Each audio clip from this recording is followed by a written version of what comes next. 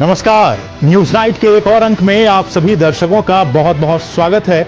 मैं हूं असीम मिश्रा और आप सभी दर्शकों को होली की बहुत बहुत शुभकामनाएं। शुरुआत करना चाहेंगे सबसे पहले हेडलाइंस के साथ। देश भर में चुनावी हलचल ने पकड़ी रफ्तार। तमिलनाडु में विभिन्न दलों के उम्मीदवारों ने कराया नामांकन। दक्षिणी चेन्नई से तमिलिसाई सुंदरराजन और शिवगंगा से कार्ति चिदम्बरम ने भरा पर्चा। केरल में भी बढ़ी चुनावी गहमागहमी। कांग्रेस ने जारी की लोकसभा उम्मीदवारों की दूसरी सूची। वहीं कर्नाटक में जनार्दन रेड्डी ने थामा भाजपा का दामन। अपने दल कल्याण राज्य प्रगति पक्ष का भी किया विलय। हरियाणा के पूर्व मंत्री रणजीत चौटाला भी बीजेपी में शामिल। अभिनेत्री कंगना रनौत के बारे में बेहद आपत्तिजनक पोस्ट कर घिरी कांग्रेस प्रवक्ता सुप्रिया श्रीनेत। कंगना ने किया करारा पलटवार। महिलाओं का सम्मान करने की दी नसीहत। सुप्रिया का बहाना, हैक हो गया था उनका अकाउंट।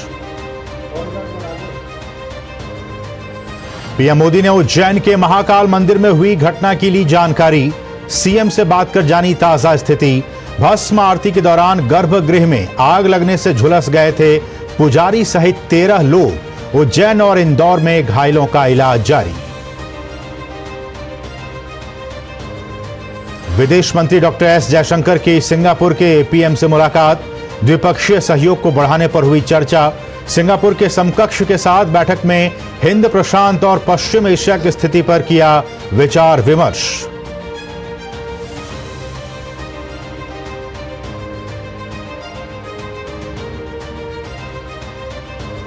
देश दुनिया में धूमधाम से मनाया गया रंगों का पर्व होली। राष्ट्रपति, उपराष्ट्रपति और प्रधानमंत्री ने दी बधाई। केंद्रीय मंत्रियों, मुख्यमंत्रियों और विपक्षी नेताओं के घरों में भी मनाई गई होली। अयोध्या में श्री रामलला मंदिर में मनाया गया रंगोत्सव। भाव विभोर नजर आए भक्त। और बात सबसे पहले 24 की चुनौती की।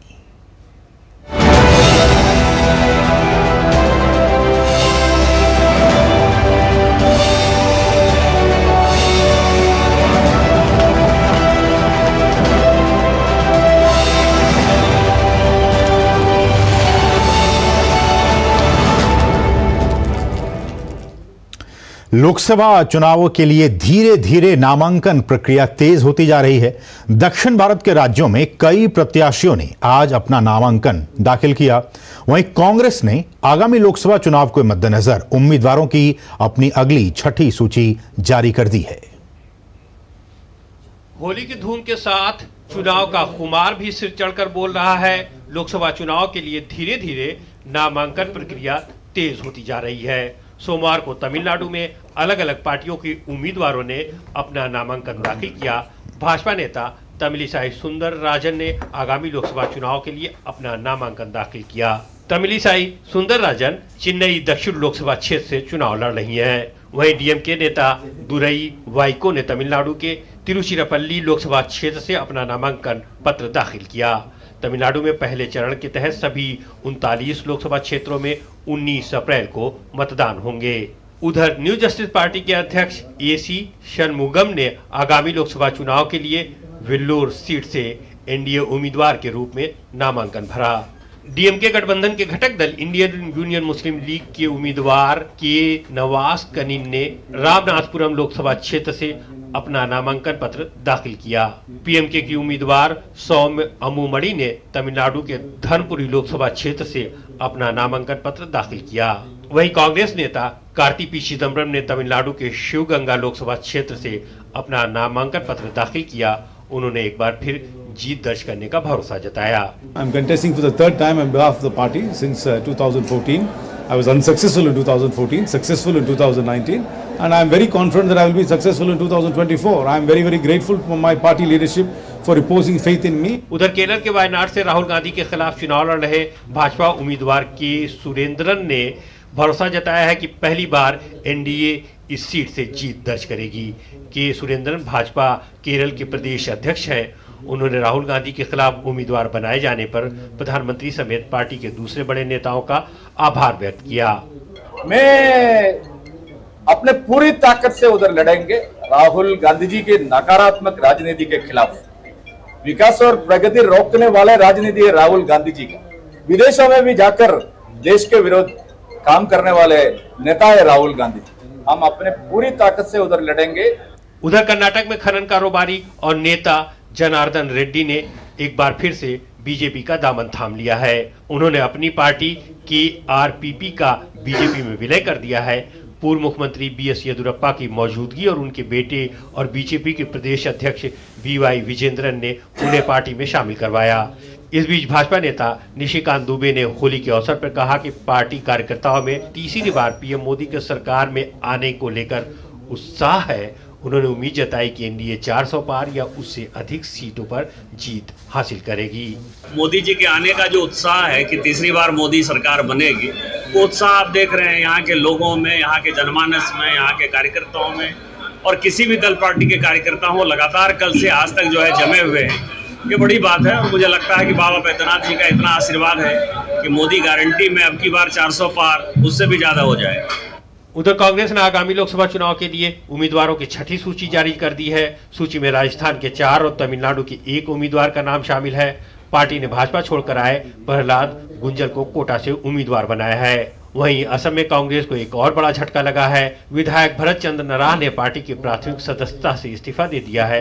नराह अपनी पत्नी और पूर्व केंद्रीय मंत्री रानी नराह को लखीमपुर लोकसभा क्षेत्र से पार्टी का टिकट नहीं दिए जाने से नाराज थे। कांग्रेस ने इस सीट से उदय शंकर हजारिका को उम्मीदवार बनाया है।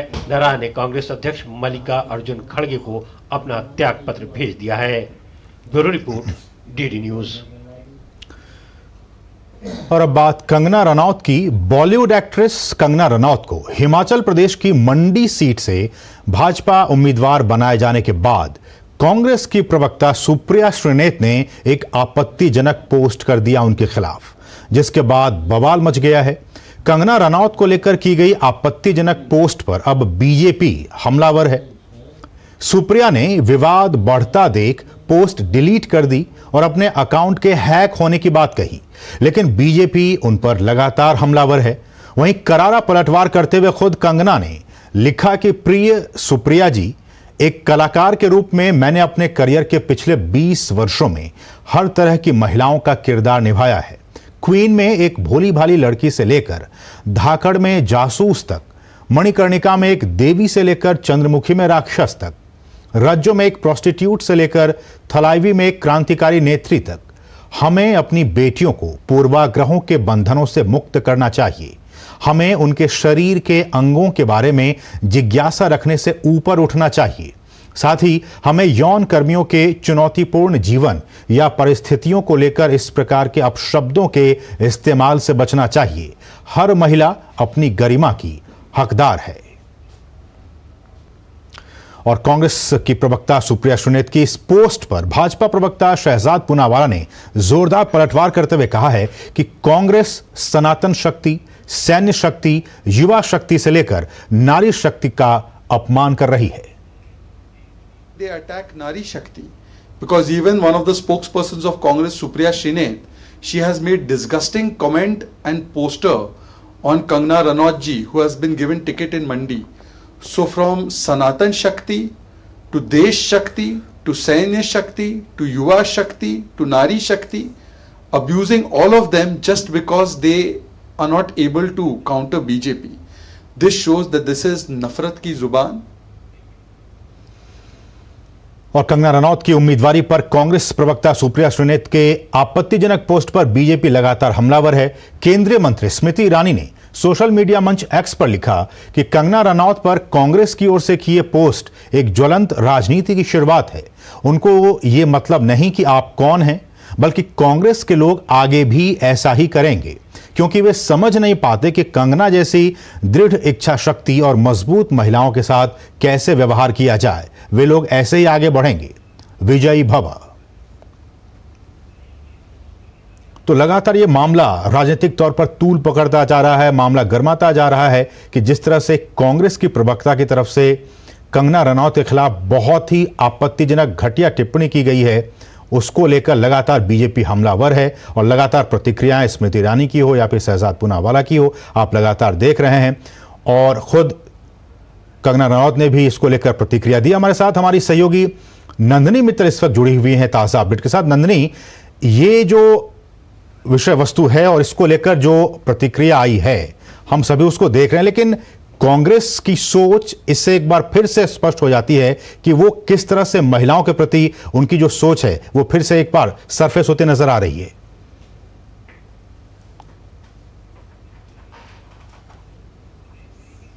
किसी युवा को, पुरुष को अगर टिकट दिया जाता है तो उसकी आइडियोलॉजी को लेकर उस पर प्रहार किया जाता है, और यदि वह महिला हो तो उसके चरित्र हनन को किया जाता है।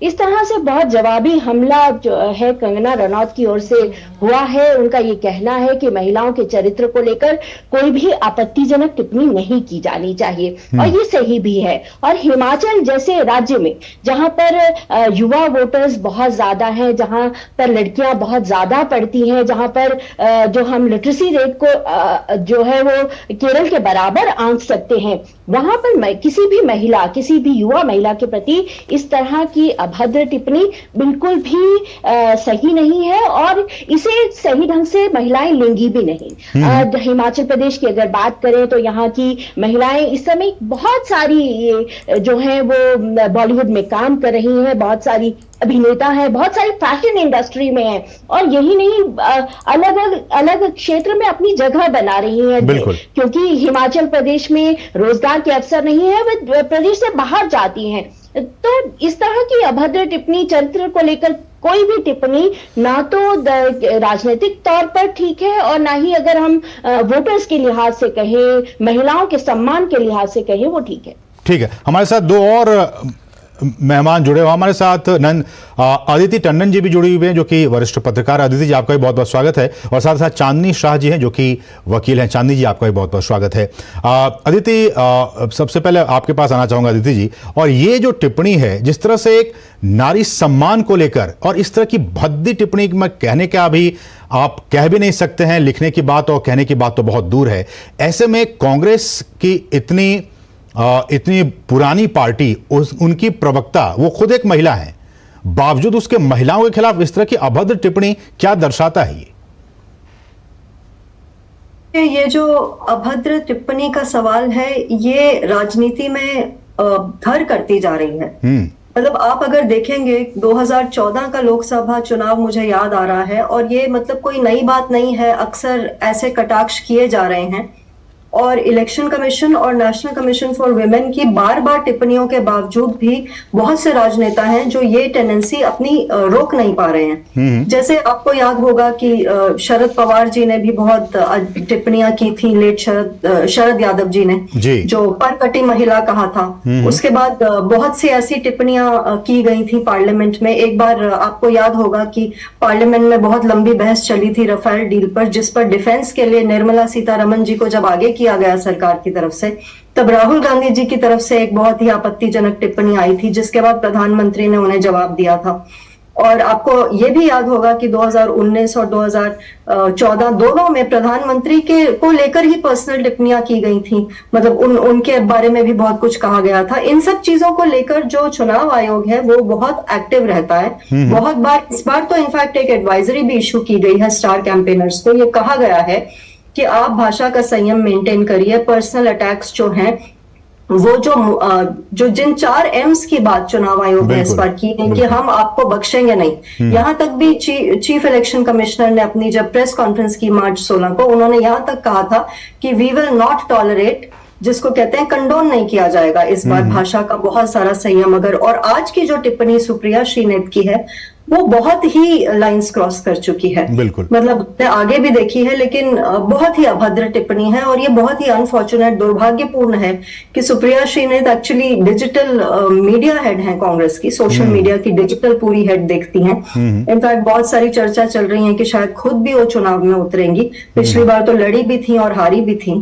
तो आप जैसा कह रहे हैं, और तमाम पैनलिस्ट और भी कह रहे हैं, कि इस तरीके की जिसको मिसोजिनिस्टिक टिप्पणियां कहते हैं, वो बिल्कुल उनका जगह नहीं होनी चाहिए राजनीति में। और बिल्कुल जिस तरह से हमारा समाज तरक्की कर रहा है, महिलाएं कहां नहीं पहुंच गई हैं, जमीन से लेकर आसमान तक नाम रोशन कर रही हैं।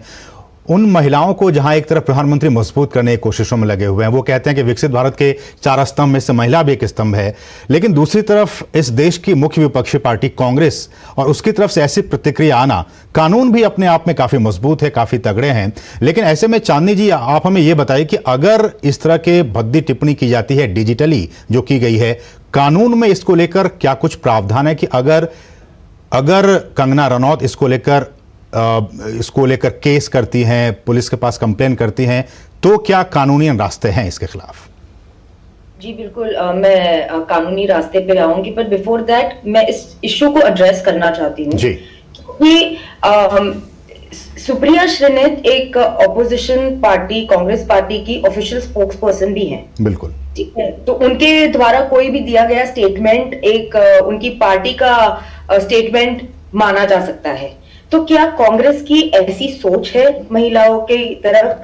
मगर आज मतलब आप मान लो कि आज प्रियंका वाड्रा के लिए अगर ऐसा कोई भी स्टेटमेंट बीजेपी की तरफ से कोई दे देता, तो सुप्रिया श्रीनेत पहले होती जो झंडा लेकर खड़ी हो जाती कि नारी सम्मान नहीं करता है बीजेपी, नारी का सम्मान कहाँ है। And today she is slut shaming Kangana Ranaut, and ऐसी लैंग्वेज, इतनी डेरोगेटरी लैंग्वेज यूज करना, एक डबल मीनिंग लैंग्वेज यूज करना, और इसमें ये क्या है, ये भी कहेंगे कि हमारा तो ऐसा मतलब नहीं था, हमने तो सिर्फ मंडी में भाव क्या चल रहा है ये पूछा था सब्जियों का। These are all the tactics that they can do. But जैसा आपने पूछा कि क्या लॉ के अंदर इसके अगर कंगना रनौत इसमें कोई लीगल स्टेप्स लेना चाहे तो क्या उनको कोई प्रोटेक्शन है? हाँ बिल्कुल है। इंडियन लॉ महिलाओं के लिए बहुत ही सशक्त है, चाहे वो अभी तक का लॉ चला हो रहा हो, चाहे आप जो नए लॉज आ रहे हैं उनके आप बात करें। हमारे वहां महिलाओं की मॉडेस्टी को लेके स्ट्रिक्ट लॉज है। पहले तो वो उनपे डेफिमेशन डाल सकती हैं क्योंकि उन्होंने उनका एक फोटोग्राफ भी यूज किया है उनको स्लट शेम करने के लिए, तो उनपे सेक्शन 499 और 500 के अंडर वो डेफिमेशन डाल सकती है। सेक्शन 509 के अंडर जिसमें कोई भी जेस्चर या ऐसा एक्ट हो which is intended to insult the modesty of a woman, and because उनका जो लिखना है और उन्होंने जो फोटो यूज किया है उसको आप अगर कनेक्ट करें तो एक ऐसा जेस्चर बनता है जहां पे एक महिला की मॉडेस्टी को इंसल्ट किया गया है, तो सेक्शन 509 भी बनता है। सेक्शन 6E भी बनता है जहां पे वायलेशन ऑफ प्रिवेसी है, जहां पे दूसरे इंसान की एक प्राइवेट फोटो को, प्राइवेट इमेज को स्लट शेम करने के लिए यूज किया गया है। सेक्शन 7 है जहां पे obscene material in electronic form in जहां पे हम ये देख सकते हैं कि उन्होंने ऐसा कुछ लिखा है विच इज सेक्सुअली एक्सप्लिसिट। और इसलिए भी चांदनी जी, जैसा कि अदिति जी कह रहे थे कि इलेक्शन कमीशन भी इस बार लेवल प्लेइंग फील्ड को लेकर और तमाम बातों को लेकर बहुत ही एक्टिव है, प्रोएक्टिव है। आपको क्या लगता है कि अगर ये मामला निर्वाचन आयोग के पास गया तो वो भी इस पे कुछ कॉग्निजेंस ले सकता है? देखिए, दिल्ली पुलिस ने एक आई डोंट नो, बहुत सारे लोगों को शायद ये पता भी नहीं होगा, लेकिन पिछले दिनों एक नंबर बाहर दिया था नोडल ऑफिसर का, एंड अगर ऐसी कोई भी चीजें हैं जो बाहर आती है, अगर कोई भी पार्टी का कोई भी इंसान अगर दूसरे पार्टी के खिलाफ ऐसी कोई चीजों से वोटर्स को प्रभावित करने की कोशिश करता है, तो prohibition under SMSs and other social media services, इसके अंडर मिसयूज के अंदर ये कंप्लेंट दे सकते हैं नोडल ऑफिसर को, और जो कि साइबर सिक्योरिटी यूनिट्स उसको इन्वेस्टिगेट करती है, and cyber security unit of IFSO is very efficient in investigating such. क्योंकि कंगना रनौत हिमाचल प्रदेश से संबंध रखती हैं, ताल्लुक रखती हैं, और नंदिनी हमारे साथ लगातार बनी हुई है शिमला से। नंदिनी, इस पूरे प्रकरण के बाद से हिमाचल की महिलाएं, उनकी क्या कुछ प्रतिक्रिया, चूंकि उन्हीं के राज्य की एक बेटी के खिलाफ इस तरह की अभद्र टिप्पणी की गई है, वहां के महिलाओं का क्या कुछ कहना है? असीम केवल जो है वो महिलाओं के खिलाफ नहीं, शहर के नाम के खिलाफ भी एक उसे एक सेक्सुअल चीज के साथ जोड़कर कहा गया है। मंडी को हम छोटी काशी कहते हैं। वहां के लोग जो है, वहां की पूरी परंपरा एक देव परंपरा से जानी जाती है। ऐसे में किसी शहर के नाम पर अभद्र टिप्पणी करना या उस वहां की महिला के खिलाफ अभद्र टिप्पणी करना, इसे किसी तरह से भी हिमाचल प्रदेश सही ढंग से नहीं लेगा। और इस बात को लेकर महिलाओं में बहुत गुस्सा है। खास करके मंडी के लोगों से हमने बात की तो उनमें काफी गुस्सा है इस बात को लेकर। हालांकि कल जब कंगना रनौत के नाम का ऐलान हुआ तो लोग ये सोच रहे थे कि वो एक सेलिब्रिटी है, उनसे कैसे मिला जाएगा। हिमाचल प्रदेश में जो भी सांसद होता है उससे 1-to-1 रिलेशन होता है वहां की जनता का। ऐसे में वो जब, क्योंकि वो अपना काम नहीं छोड़ेंगी, वो मुंबई चली जाएंगी, ऐसी बातें हो रही थी। लेकिन जब से ये प्रकरण हुआ, जब से इस तरह की अभद्र टिप्पणी हुई, लोग जो है, महिलाएं खास करके, युवा खास करके बिल्कुल कंगना रनौत के साथ खड़े हैं। उनका ये कहना है कि हिमाचल प्रदेश जैसे छोटे राज्य में, बहुत सम्मानित राज्य में, जहां देव परंपरा का पालन किया जाता है, उस शहर में जिसे छोटी काशी कहा जाता है, जिसे प्रधानमंत्री मोदी हर बार छोटी काशी कहकर पूछते हैं और हर बार हर इलेक्शन में वहां आकर कैंपेन करते हैं और जो है व्यास को की आरती भी उतारते हैं। ऐसी शहर के नाम को किसी भी अभद्र चीज से जोड़कर उसको कहा जाना बिल्कुल सम्मानित नहीं है, बिल्कुल बर्दाश्त नहीं किया जाएगा। ठीक है। ऐसे में अदिति जी, जैसा कि हमने देखा कि 2019 लोकसभा चुनाव की बात हो या उससे पहले के चुनावों की बात हो, राज्य विधानसभा चुनावों की बात हो, कांग्रेस के वरिष्ठ नेताओं की तरफ से इस तरह की अभद्र भाषा, अभद्र टिप्पणी, चाहे वह प्रधानमंत्री के खिलाफ की बात हो, महिला के खिलाफ हो, सैन्य शक्ति के खिलाफ हो, युवाओं के खिलाफ हो, इस तरह के आती रहती हैं और उसका खामियाजा भी कांग्रेस को भुगतना पड़ता है। बावजूद उसके इतने प्रकरण और इतने उदाहरण सामने हैं, उसके बावजूद भी कांग्रेस की तरफ से ऐसी टिप्पणी, क्या लगता है कि इस बार के चुनाव में, 2024 के चुनाव में इसका खामियाजा, खासकर जो हमारी मातृशक्ति हैं उनके खिलाफ कांग्रेस के खिलाफ वोट करेंगी?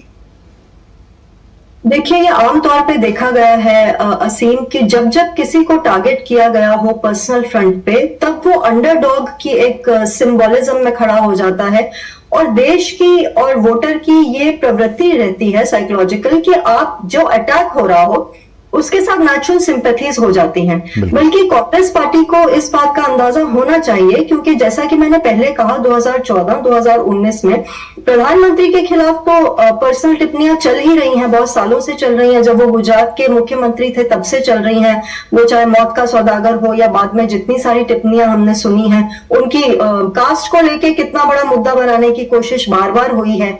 हालांकि एक एक सर्टिफिकेट भी बाहर करना पड़ा national commission for backward classes को इस सारी जो भी है कंट्रोवर्सी को खत्म करने के लिए। लेकिन मैं महिलाओं पर आना चाहती हूँ, जैसा कि आप कह रहे हैं कि जब आप महिला को लेके एक टिप्पणी करते हैं, और ये मत भूलिए असीम कि ये हिमाचल प्रदेश की बात हो रही है।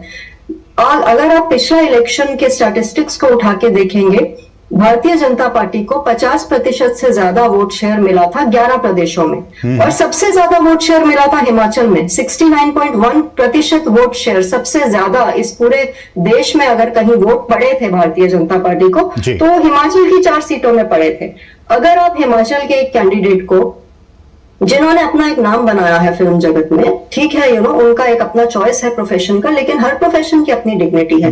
अगर आप उनको इस तरीके से टारगेट करेंगे तो एक नेचुरल एडवांटेज, और आप जानते हैं कि महिलाएं जो है ज्यादातर वोट दे रही हैं बीजेपी को। आप इलेक्शन एनालिसिस निकाल के देख लीजिए, यही तो वजह है कि प्रधानमंत्री का इतना सारा जोर महिला वोट की तरफ रहता है, महिलाओं को सशक्त करने की तरफ रहता है। कितना नैरेटिव चलता है भाजपा के नेताओं का प्रो विमेन।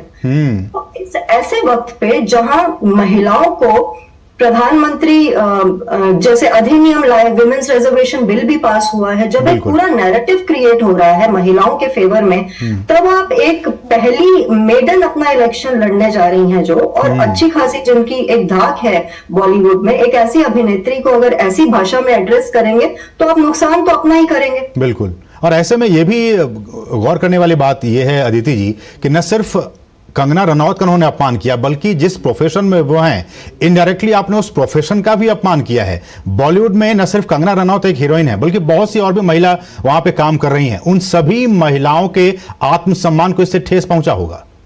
बिल्कुल असीम, मुझे मैं रोक नहीं पा रही अपने आप को ये बोलने से कि आपको याद होगा कि जे जयललिता जो अब हमारे बीच नहीं है, उनके साथ क्या हुआ था तमिलनाडु की असेंबली में मार्च 25, 1989 की वारदात कोई नहीं भूला है। आज तक भारतीय पार्लियामेंट में उसकी गूंज सुनाई देती है। बल्कि मुझे तो याद है कि जब पिछला सदन का सत्र चल रहा था, तब उस वक्त मणिपुर का जब इशू गर्म था, तो डीएमके की के कनिमोझी ने एक अटैक किया था भाजपा पर कि आप द्रौपदी का चीरहरण हो रहा है मणिपुर में। तो उस वक्त मुझे याद आता है कि निर्मला सीतारमन ने उठ के, जो हमारी फाइनेंस मिनिस्टर है, बहुत स्ट्रांगली अटैक किया था कि डीएमके को, क्योंकि डीएमके की ही सरकार थी जब जे ललिता लीडर ऑफ ऑपोजिशन थी तमिलनाडु में, और बकायदा उनकी साड़ी खींची गई थी तमिलनाडु असेंबली में। तो इस किस्म की जो हरकतें हैं, तो आपने किसकी मदद की और आपने क्या संदेश दिया? 2 साल बाद जे जयललिता फुल मैंडेट के साथ चीफ मिनिस्टर बनी। उन्होंने कसम खाई थी कि वो तब तक तमिलनाडु असेंबली में नहीं आएंगी वापस जब तक कि वो मुख्यमंत्री नहीं बन जाती तमिलनाडु की, और वो बनी और 2 साल बाद लौट कर आई। बिल्कुल। तो ये कुछ प्रकरण है जिनसे कि सोचना चाहिए, समझना चाहिए इस तरह की टिप्पणियों से देने से पहले। लेकिन चांदनी जी, एक सवाल यह भी आता है कि एक तरफ बीजेपी है जो कि महिलाओं के उत्थान के लिए, उनकी प्रगति के लिए राजनीतिक तौर पर वो कैसे और भी मजबूत हो सके, उनके लिए आरक्षण की सुविधा दे रही है संसद में। दूसरी तरफ कांग्रेस पार्टी और कांग्रेस की एक महिला सदस्य जो कि इस तरह की टिप्पणी कर रही है। क्या लगता है कि ये महिलाओं के सशक्तिकरण, महिलाओं का जो आत्मसम्मान है, उसको और भी पीछे खींचने का काम इस तरह की टिप्पणियों के जरिए, जब एक तरफ बीजेपी आगे बढ़ाने का काम कर रही है, कांग्रेस उसे और भी पीछे धकेलने का काम कर रही है? कांग्रेस का एक ना अटैक का जो मोड रहा है वो हमेशा इट्स वेरी वाइल्ड, बहुत ही गंदा और अभद्र रहा है ना। आपकी कोई भी आइडियोलॉजी हो, आपकी मैच आइडियोलॉजी नहीं हो रही है, लेकिन इस स्तर पे जाके ऐसी टिप्पणी देना किसी को शोभा नहीं देता। जब उदयनिधि स्टालिन ने सनातन धर्म के खिलाफ टिप्पणियां करी थी, तो ये सुप्रीम कोर्ट ने ऑब्जर्व करा था और ऑर्डर में लिखा था, और ये सेम जो मैं अभी आपको वर्ड टू वर्ड कोट करूंगी, वो कहीं ना कहीं सुप्रिया श्रीनेत पे भी लागू होता है।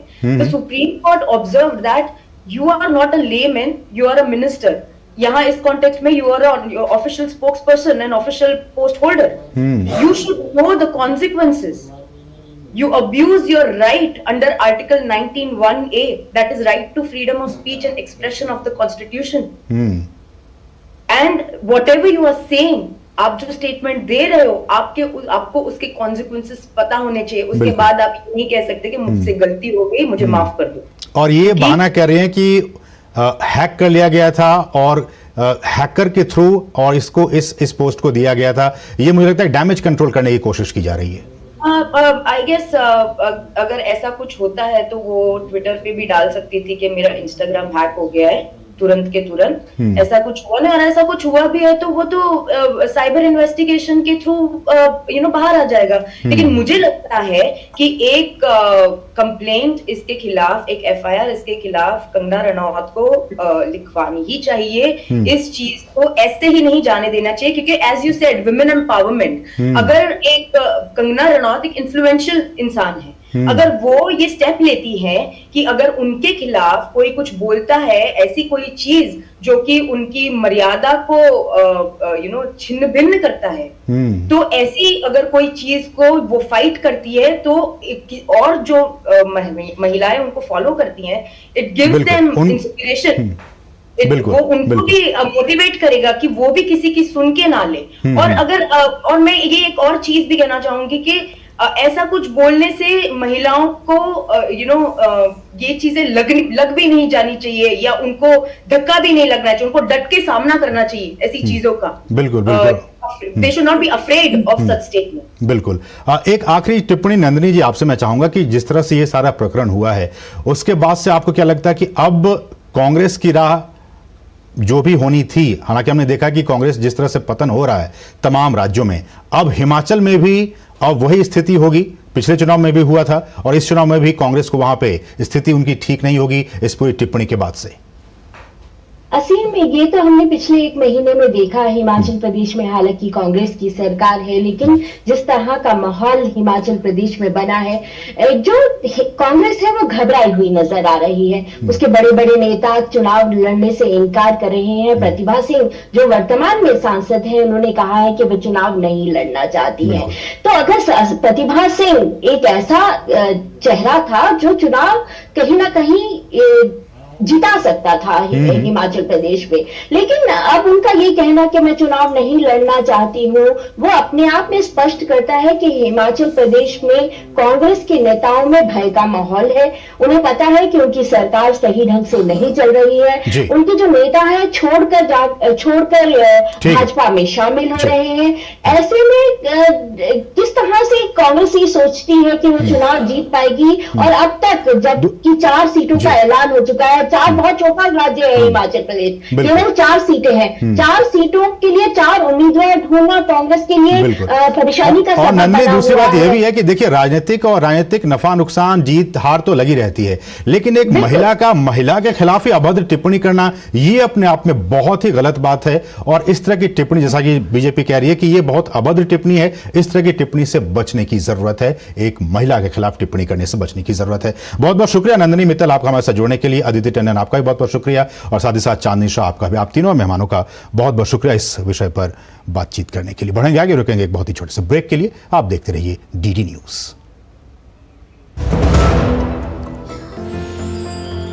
साल, बरस और सदी नहीं, एक युग गुजर जाएगा, उम्र न पूछो वंडर की, जब फर्क नजर आएगा।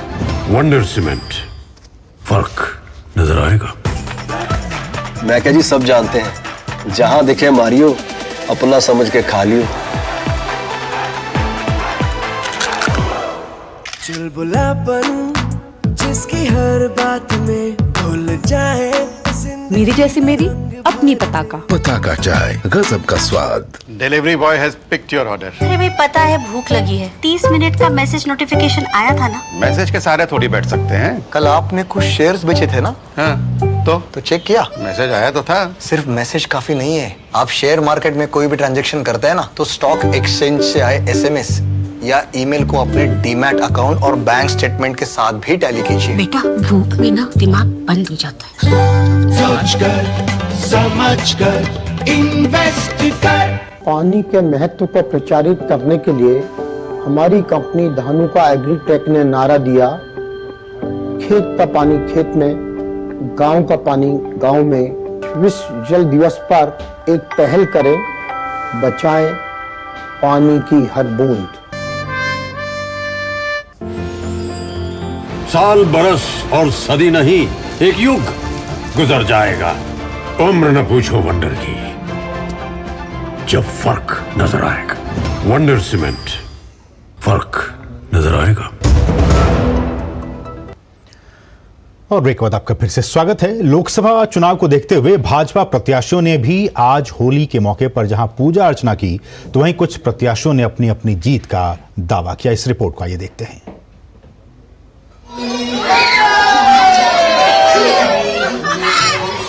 एक तरफ देश होली के रंग में सराबोर है, तो दूसरी तरफ चुनाव का रंग भी गहराता जा रहा है। भाजपा की 5वीं सूची में जगह बना पाने में सफल रहने वाले कई प्रत्याशियों के लिए ये होली यादगार बन गई। केंद्रीय मंत्री और संबलपुर निर्वाचन क्षेत्र से भाजपा के लोकसभा उम्मीदवार धर्मेंद्र प्रधान ने भाजपा के राष्ट्रीय प्रवक्ता और पुरी निर्वाचन क्षेत्र से पार्टी के लोकसभा उम्मीदवार संबित पात्रा के साथ पुरी में श्री जगन्नाथ मंदिर में पूजा अर्चना की। इस अवसर पर धर्मेंद्र प्रधान ने कहा कि उड़ीसा में परिवर्तन आना ही है। देश में प्रधानमंत्री नरेंद्र मोदी के प्रति, उनकी गारंटी के प्रति लोगों की अटूट आस्था बढ़ रही, दिन ब दिन बढ़ रही है। उड़ीसा में भी परिवर्तन की लहर की सारे संकेत है। डबल इंजन सरकार भी उड़ीसा में आएगी। महाप्रभु की आशीर्वाद रहेगी, मां समले की आशीर्वाद रहेगी, यही प्रार्थना करके मैं जा रहा हूं। बेगूसराय से अपनी उम्मीदवारी पर केंद्रीय मंत्री गिरिराज सिंह ने कहा, भाजपा हर चुनाव को चुनौतीपूर्ण चुनाव के रूप में लेती है। भाजपा का हर कार्यकर्ता हर चुनौती का सामना करने को तैयार है। ग्रैंड अलायंस नाम की केवल एक फोटो सेशन रह गया। अब ग्रैंड अलायंस है कहां? बिहार में खत्म है, कांग्रेस लाचार दिख रही है और इसी कारण है कि बिना कांग्रेस से पूछे उन्होंने लिफाफा हर कैंडिडेट को दे दिया। तब कांग्रेस पीछे पीछे कह रही है मैं ये लड़ूंगा वो लड़ूंगा, लड़ने की हिम्मत नहीं है लालू यादव से। भाजपा ने पश्चिम बंगाल के बशीरहाट से रेखा पात्रा को उम्मीदवार बनाया है, जो संदेश खाली की रहने वाली हैं। उन्होंने ही सबसे पहले संदेश खाली की महिलाओं की आवाज को बुलंद किया था। रेखा संदेश खाली कांड के मास्टरमाइंड और निलंबित तृणमूल नेता शाहजहां शेख और उसके गुर्गों की पीड़िता है। रेखा ने कहा कि उन्हें उम्मीदवार बनाए जाने से संदेश खाली में खुशी का माहौल है, महिलाओं में भरोसा बढ़ा है। मैं प्रधानमंत्री नरेंद्र मोदी का आभार व्यक्त करती हूं कि उन्होंने मेरी जैसी गांव की एक साधारण लड़की को उम्मीदवार बनाया। मैं संदेश खाली की पीड़ित महिलाओं के लिए काम करती रहूंगी। भाजपा की 5वीं सूची में 111 प्रत्याशियों के नाम शामिल हैं। लिस्ट में कई बड़े चेहरों को जगह दी गई है।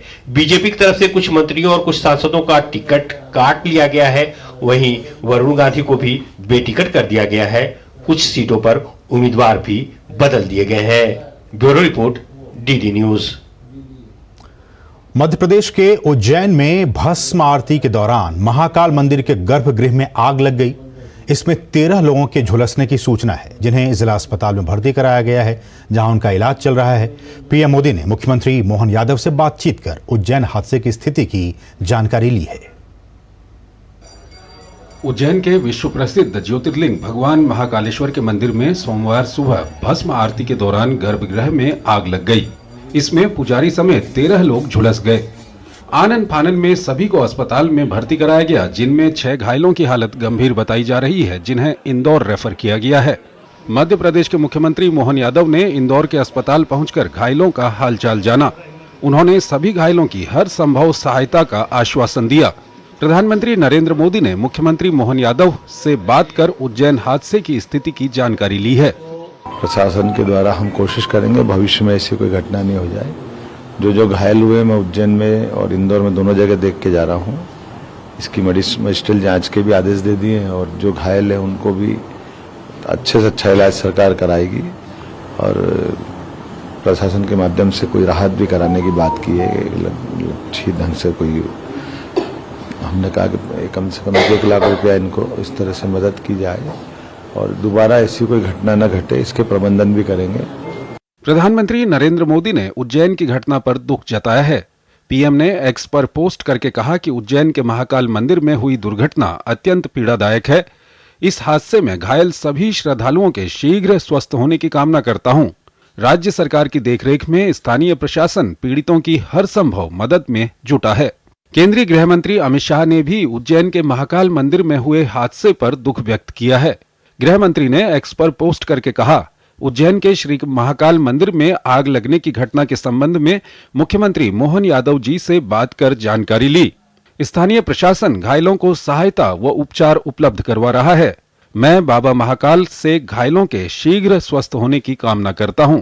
महाकाल मंदिर में सुबह के वक्त भस्म आरती चल रही थी और रंग और गुलाल भी उड़ाया जा रहा था। इस दौरान अचानक आग भड़की और ऊपर लगे फ्लैक्स को अपनी चपेट में ले लिया। हालांकि समय रहते आग पर काबू पा लिया गया। स्थानीय प्रशासन ने जांच के आदेश दे दिए हैं और इसके लिए एक कमेटी भी बनाई है। Bureau report, DD news. प्रधानमंत्री नरेंद्र मोदी के हालिया भूटान दौरे में दोनों देशों के बीच जबरदस्त गर्मजोशी देखी गई।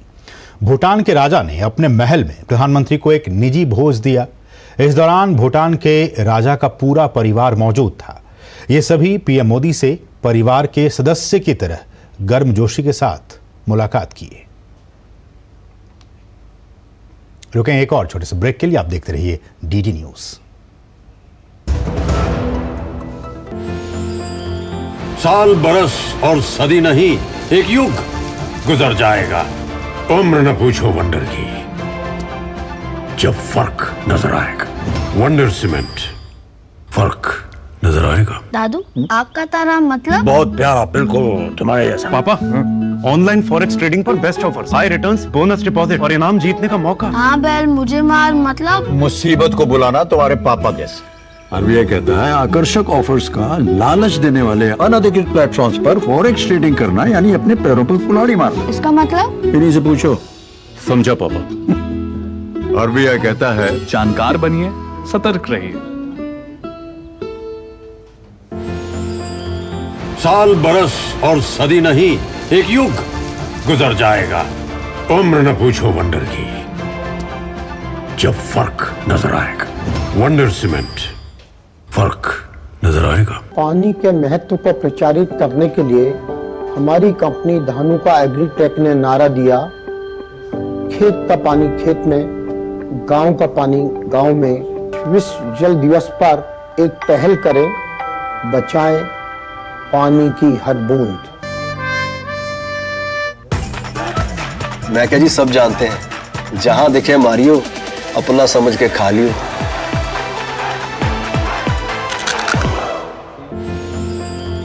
साल बरस और सदी नहीं, एक युग गुजर जाएगा। उम्र न पूछो वंडर की, जब फर्क नजर आएगा। वंडर सीमेंट, फर्क नजर आएगा।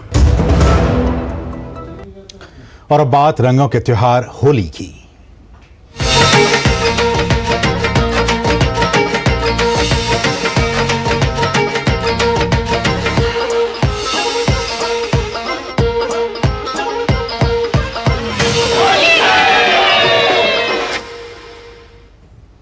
और आज यानी सोमवार को पूरे देश में रंगों की बारिश हुई।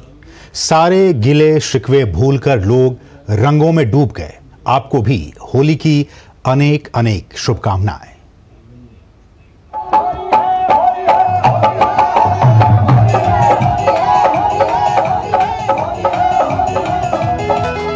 होली एक, उसके रंग अनेक, और हर रंग कुछ कहता है आपसे, हमसे, हम सबसे। पूरे देश ने सोमवार को इन्हीं रंगों को बिखेरा, समेटा।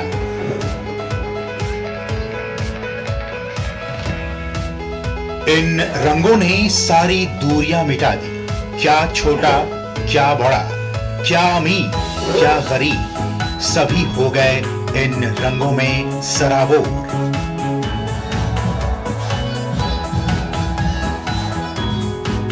देश का कोना कोना रंगों में डूबा दिखा, फिजाओं में मस्ती छाई रही। अगर आस्था का भी कोई रंग होता होगा तो यकीनन कुछ ऐसा ही होता होगा। उसके दर पर तो हर रंग एक सा है। कभी ये रंग इठलाते हैं तो कभी उम्मीद जगाते हैं, जीवन का एहसास कराते हैं।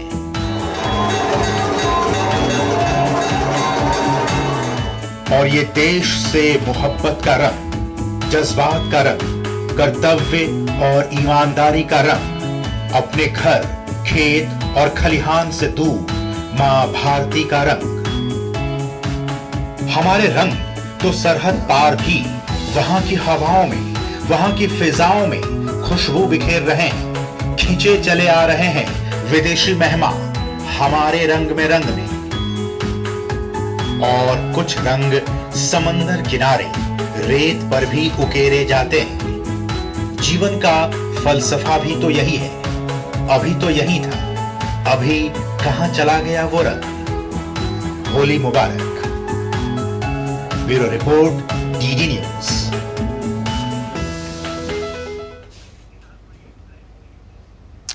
तो आपने देखा किस तरह से पूरे भारत में, पूरे देश में और देश के कोने कोने में होली का जो रंग है वो सिर चढ़कर बोल रहा है। बढ़ेंगे आगे और बात करेंगे लोकसभा चुनावों को देखते हुए भी सियासत से जुड़े लोगों पर भी आज राजनीतिक जो रंग है होली का वो चढ़ा। नेताओं पर होली रंग सिर चढ़कर बोला।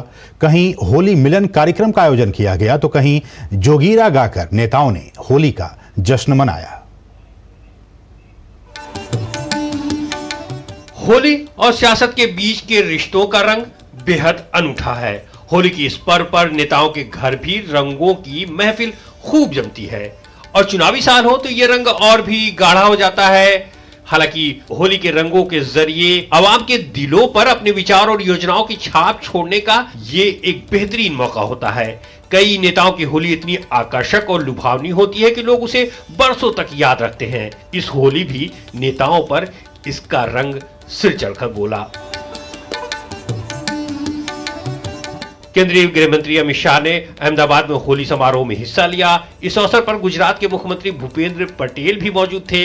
अमित शाह ने इस बार की होली को यादगार बताया। हम सब के लिए न केवल देश, दुनिया भर में फैले हुए राम भक्तों के लिए होली विशेष है, क्योंकि एक बहुत बहुत पुराना लोकगीत है, होली खेले रघुवीरा अवध में होली खेले रघुवीरा। और 500 साल के बाद आज अवध में रघुवीर होली खेल रहे हैं। ये हम सब के लिए बहुत आनंद का विषय है मित्रों। वहीं भाजपा के राष्ट्रीय अध्यक्ष जेपी नड्डा ने दिल्ली में अपने आवास पर होली मनाई। भाजपा अध्यक्ष ने लोगों को रंग लगाकर रंगों के पर्व की शुभकामनाएं दी। सबके जीवन में ये होली पर्व खुशियां लाए, ये होली पर्व मंगलमय रहे और समाज में सुख शांति के साथ प्रधानमंत्री मोदी जी के नेतृत्व में देश जिस प्रकार आगे बढ़ रहा है, उस तरीके से सभी मंगलमय इस खुशी के अवसर में भी रहे और आगे भी देश तरक्की करे। रक्षा मंत्री राजनाथ सिंह के आवास पर होली मिलन कार्यक्रम का आयोजन किया गया। राजनाथ सिंह ने रंग और गुलाल के साथ होली खेली। रक्षा मंत्री ने देशवासियों को होली की शुभकामनाएं दी। कल मैं स्वयं लेह में जाकर अपने सारे तीनों सर्विसेज के जवानों के साथ मैंने होली खेली है। इतना ही नहीं बल्कि पैरामिलिट्री फोर्सेज के जवानों के साथ, अधिकारियों के साथ भी मैंने होली खेली है। और कल ही मैंने अपने सारे जवानों को जो देश की सीमा की सुरक्षा कर रहे हैं उनको हार्दिक शुभकामनाएं दी हैं और आज मैं पुनः उनको हार्दिक शुभकामनाएं देता हूं। सूचना और प्रसारण मंत्री अनुराग सिंह ठाकुर ने नई दिल्ली स्थित अपने आवास पर होली मनाई। केंद्रीय मंत्री ने सभी को रंग लगाकर त्योहार की शुभकामनाएं दी। अनुराग ठाकुर ने देशवासियों की सुख समृद्धि की कामना की। केंद्रीय मंत्री भूपेंद्र यादव ने अपने आवास पर परंपरा और उल्लास के साथ होली का त्योहार मनाया।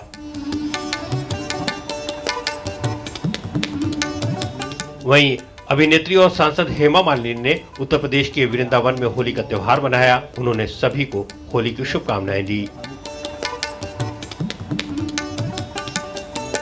उधर अभिनेत्री कंगना रनौत ने हिमाचल प्रदेश के मंडी स्थित अपने आवास पर होली मनाई। मंडी लोकसभा सीट से पहली बार चुनावी रण में उतर रही कंगना के लिए ये होली और भी खास है।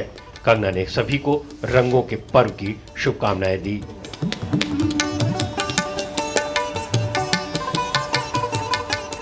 भाजपा सांसद मनोज तिवारी ने अपने आवास पर लोकगीत गाकर होली का त्योहार मनाया।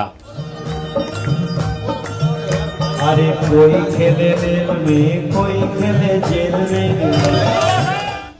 होली के मौके पर राजद नेता तेज प्रताप यादव अपने अलग अंदाज में दिखे। बिहार के पूर्व मंत्री तेज प्रताप यादव ने अपने सरकारी आवास पर समर्थकों और दोस्तों के साथ पिता लालू प्रसाद यादव की स्टाइल में ही जमकर होली खेली। इस दौरान उन्होंने अपने ही अंदाज में जोगीरा गाया।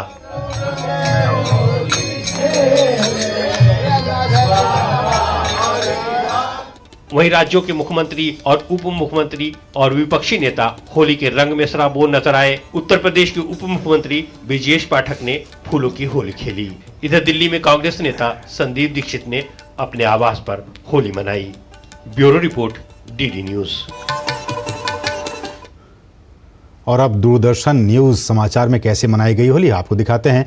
भाईचारे के रंग और मौज मस्ती का त्योहार दिल्ली स्थित दूरदर्शन न्यूज रूम में भी जमकर मनाया गया। आप देख सकते हैं इन तस्वीरों में। खबरों की दौड़ती रफ्तार के बीच ड्यूटी पर मौजूद सभी पत्रकारों ने एक दूसरे को गुलाल और अबीर लगाकर मुंह भी मीठा किया।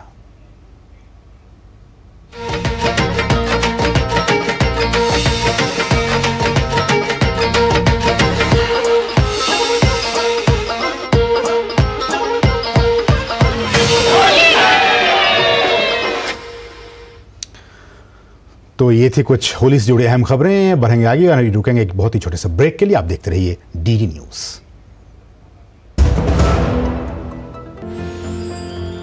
साल बरस और सदी नहीं, एक युग गुजर जाएगा।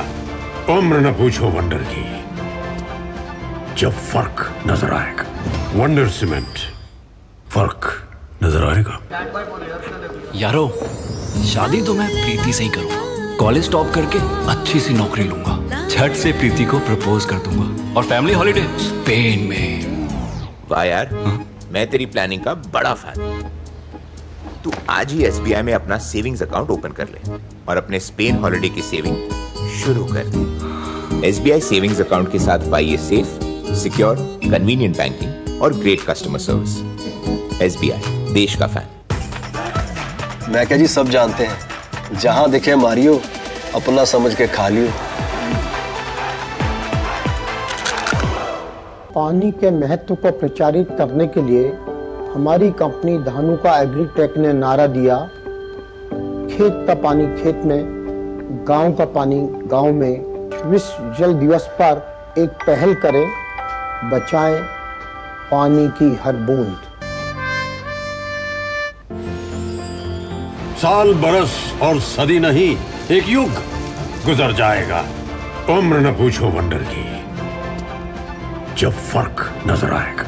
वंडर सीमेंट, फर्क नजर आएगा।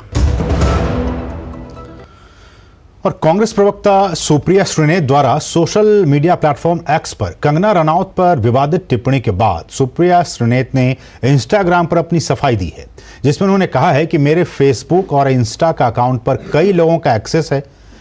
इसी में से किसी व्यक्ति ने आज एक बेहद घृणित और आपत्तिजनक पोस्ट किया। जैसे ही इसकी जानकारी हुई, मैंने वो पोस्ट हटा दिया। फेसबुक और इंस्टाग्राम अकाउंट का एक्सेस कई लोगों के पास है। उसमें से किसी एक व्यक्ति ने आज एक बेहद घृणित और आपत्तिजनक पोस्ट की। मुझे जैसे ही पता चला, मैंने सर्वप्रथम उस पोस्ट को डिलीट किया, क्योंकि जो कोई भी मुझे जानता है वो अच्छी तरह से जानता है कि मैं कभी भी किसी भी महिला के खिलाफ व्यक्तिगत भद्दी और भोंदी टिप्पणी कर ही नहीं सकती हूं। मैं इसकी घोर विरोधी हूं।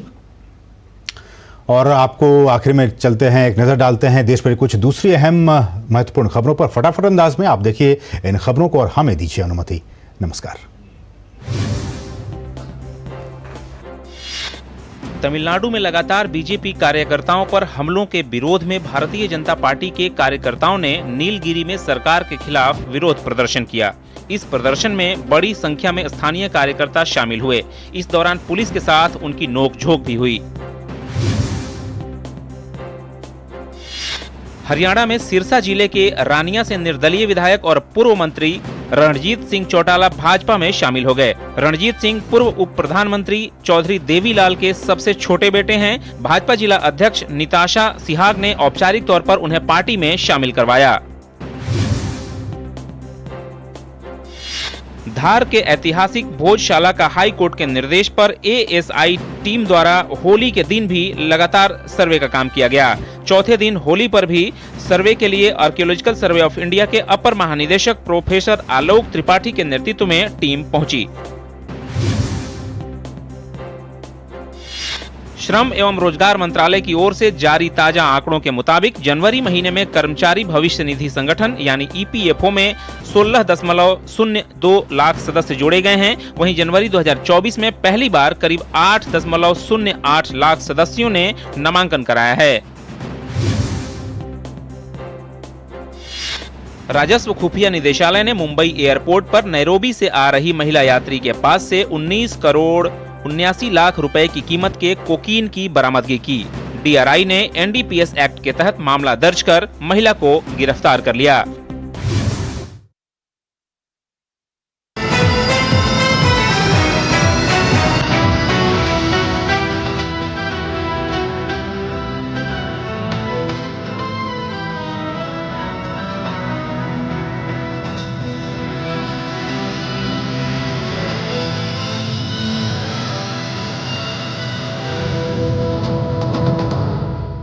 न्यूज नाइट के प्रायोजक थे वंडर सीमेंट इस्तेमाल कीजिए, फर्क नजर आएगा। साल बरस और सदी नहीं, एक युग गुजर जाएगा। उम्र न पूछो वंडर की, जब फर्क नजर आएगा। वंडर सीमेंट, फर्क नजर आएगा।